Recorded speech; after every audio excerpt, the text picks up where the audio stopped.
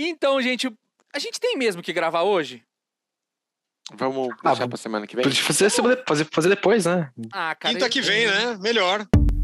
I'm still tired when I wake up, like my dream's still near. Snooze by my best friend now. É foda, né? Porque a gente já demorou, veja, a gente tinha que começar às 8, já é 8h29. Eu achava que era uma boa, Tem gente. que fazer assim, Albino, perguntar pra nós assim, que dia vocês acham que... Quanto tempo vocês precisam? Daí a gente fala assim, uns 60 dias aí, acho que a gente consegue fazer. Ou daqui 60 dias eu consigo te dizer mais ou menos a data. Ou então eu posso fazer assim, para eu Estudou não um te prazo daqui a um mês. para eu não te colocar em saia justa, eu posso fazer o seguinte, eu posso chegar pra você e falar assim, viu? Vamos depois conversar pra marcar?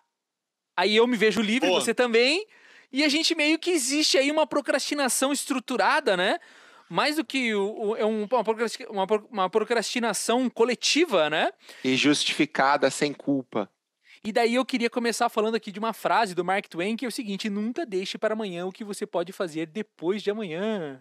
E hoje já é visto como uma doença autoimune. Por quê? Porque ela jamais permite a sua cura. O procrastinador profissional de alta performance, ele tem os mecanismos que vão impedir que a procrastinação deixe de existir, né? Viu, Bino? É impossível. Então só nos resta duas opções, né, cara? Ou a gente fala sobre o tema, ou a gente vai deixar pra amanhã. Eu te falo depois. Então podia assim, falar depois. diante de todos esses desafios, né, só tem essas duas opções mesmo, né? Resenhar sobre o tema ou deixar para amanhã. Você, vamos deixar para amanhã então? O Michaelis fala, né, que é o ato de deixar alguma coisa para amanhã, deixar para depois, né? Adiamento ou delonga ou demora de um prazo, né? Basta adiar algo que estaremos procrastinando? Essa é uma boa pergunta, né? Isso não será verdade em todas as situações, pois quando algo é prorrogado dentro de um processo de tomada de decisão, né, intimamente ligado a um bom motivo, isso se chama prudência, não procrastinação, né? Do outro lado, nós temos também a nossa epidemia de estresse, de ansiedade, né? Que tá todo mundo sofrendo disso daí, todo mundo aos nervos, né? Nunca se tomou tanto tarja preta como se fosse bala Juquinha, né? E daí, nesse cenário, a procrastinação devora as coisas, porque daí é tudo que o procrastinador quer ouvir, né? Pô, mas também, cara, se eu não me respeitar, eu passo esse limite aqui, depois como vai ficar a minha saúde?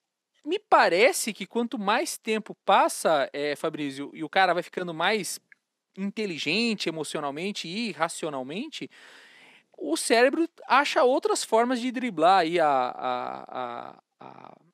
o dinamismo e implantar a procrastinação com armas mais modernas, que nem essa história que a gente estava ali na brincadeira da introdução, falando assim, cara, se eu não for correr hoje, pelo menos eu ganho fôlego para amanhã. Então ele vai criando esses elementos que, se você for a fundo, racional não é, né? O cara chega e fala assim, puxa, eu não vou fazer isso porque se eu me estresso demais, depois eu fico doente. Mas pera lá, você já tá no seu limite de estresse? Isso já não tinha sido planejado? Porque a gente deveria pensar que algo está sendo acima se está além do planejado. E por que o planejado também entra na conta do que é extra planejado? Tudo tem a ver com a identidade no final, Albino. O procrastinador, ele ganha um cérebro mais desenvolvido, ele ganha também ferramentas mais sofisticadas de sabotagem ou de, não gosto tanto desse termo, mas de desvio do foco, né? E tudo tem a ver com identidade. Quando eu descanso e não faço algo, eu ganho uma imagem de que eu estou, por exemplo, equilibrando, estou equilibrado, sou equilibrado, não me desgastei, não, eu tenho saúde, eu não sou workaholic, não, porque ganhei fôlego e tudo mais, eu mereço, me esforço tanto. Então, tudo no final tem a ver com imagem. Eu me acalmo com uma imagem que eu ganho por procrastinar e perco um monte de coisa, mas eu não ponho na balança. O cérebro tem dificuldade em analisar esse investimento, ele troca a sensação de curto prazo por um problema de longo prazo. E no final, quanto mais inteligente é o cérebro, mais difícil é encontrar esses caminhos para sair do cenário. E essa parte sentimental, ela é poderosa, né? Porque o subconsciente sabota mesmo o cara, faz o cara ficar gripado, faz o cara ter caspa, dor no corpo. Ele cria de propósito isso para que o cara fique assustado e pare de fazer as coisas, né?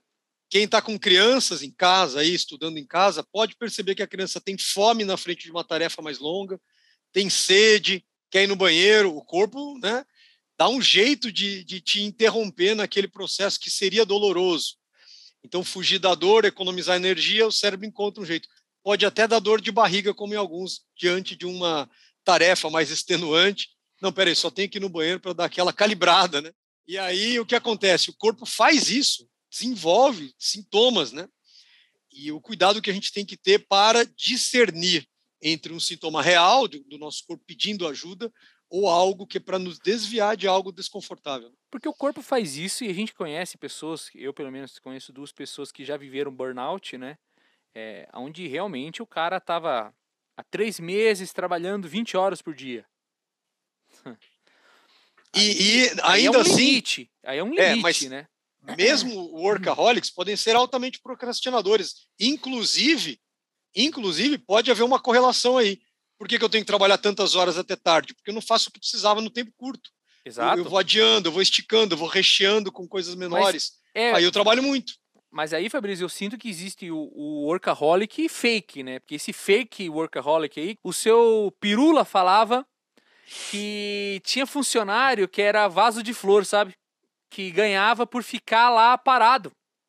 E é isso, tem cara aí que é workaholic vaso de flor. O cara fica parado lá, sem fazer nada, levanta, vai tomar café, aí entra no site, levanta, fala com o outro e tal, e não trabalha. Aí o cara cria uma técnica.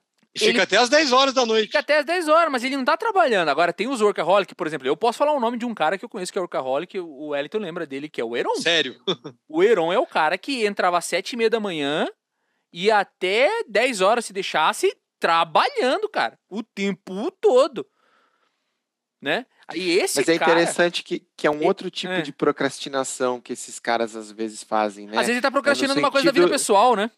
Exato, ou da pessoal ou da própria profissional. Ele sempre tá, algum projeto ele tá procrastinando e substituindo por outros, assim, que tipo, vou fazer esse aqui que, tipo, gosto mais, ou que eu vou resolver. É interessante como as atividades que aparecem mais para apagar incêndio, elas parecem mais interessantes ou mais necessárias. Do que aquelas que são planejadas. Do que aquelas que são planejadas, que eu preciso, vamos dizer assim, montar todo um cenário, né? Como a gente faz, por exemplo, na nossa gravação, né? É muito mais difícil você ter que ir em algum lugar para montar um cenário, botar uma cortina, do que você chegar em algum lugar e só sair falando, né? Exato. Então a gente vai sempre procrastinar. É por isso é uma coisa que tem muito no treinamento de corrida. Quando a pessoa fala assim, vamos correr amanhã às 7 da manhã, você já prepara no dia anterior o tênis, a roupa, já deixa tudo pronto, só para você acordar, colocar e sair. Porque se você de manhã pensar, eu vou ter que ir lá pegar o tênis, vou dormir. E aí você procrastina. Né? Então tem tudo a ver com isso. Esse ponto de apagar um incêndio, apagar o incêndio parecer ser mais interessante do que, de fato, trabalhar com algo mais estruturado, ele está muito relacionado também ao que a gente acabou de falar com o benefício do curto prazo, né? Porque quando você está trabalhando com algo que é estruturante, é difícil de você ver resultado. Além de dar muito mais trabalho de fazer, é difícil de você ver resultado imediato. Geralmente quando é obra, né, Wellington? É obra. É muito difícil. E quando você tá ali apagando incêndio, cara, a galera tá gritando no teu ouvido com aquela coisa, dá aquela sensação, nossa, terminei isso aqui, que coisa boa. O fogo apaga, acabou. Me livrei, sabe? Agora, é muito mais difícil quando você tá estruturando alguma coisa, realmente, cara, essas entregas que são, que demandam um tempo maior para a gente conseguir trabalhar, realmente elas são mais difíceis de você ver resultado, é mais difícil de elas ser prazerosas de fato, né? Mas eu já vi gerente pegando atividade que não era para terminar rápido, tipo, pintar a célula do Excel. Você sabe, Wellington, que você tava junto. Caralho. Você tava junto. Tava pintando o Excel pra ver se o tempo passava, porque não tinha coragem de fazer o que precisava ser feito. Ô, meu, o que você tá fazendo? Não, tô só ajustando a planilha. Pintando, inventando, e a gente falou assim, meu Deus, cara, a gente tá aqui só por estar, porque a gente precisa estar aqui, alguma coisa tá errada, né? Então eu acho que o procrastinador não é só essa coisa de trocar a tarefa menor por algo que vai terminar rápido, mas por ser algo que ele não precisa pensar, por algo que ele evita aquele que de fato é a obrigação e o dever. É meio que como se fosse...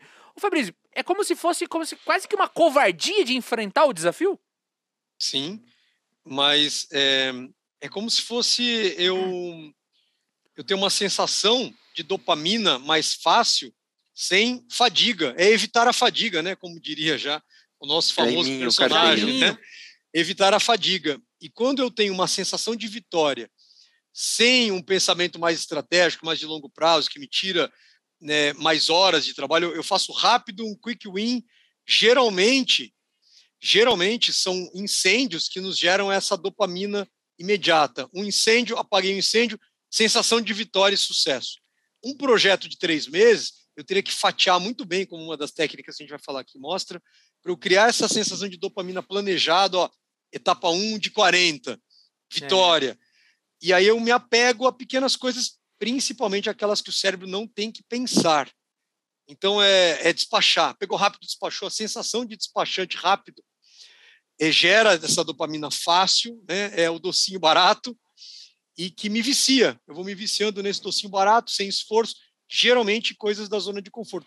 Pode ver, quem gosta de apagar incêndio, não gosta de apagar incêndio difícil, gosta de apagar incêndio que a sua expertise histórica já resolve com um dedinho. Eu ficar enfeitando um Excel dá uma sensação de que eu fiz algo sem tanto esforço. E aí eu me sinto, olha como é fácil aqui, eu organizo tudo, do que eu pensar num problema e resolver ele no mesmo tempo.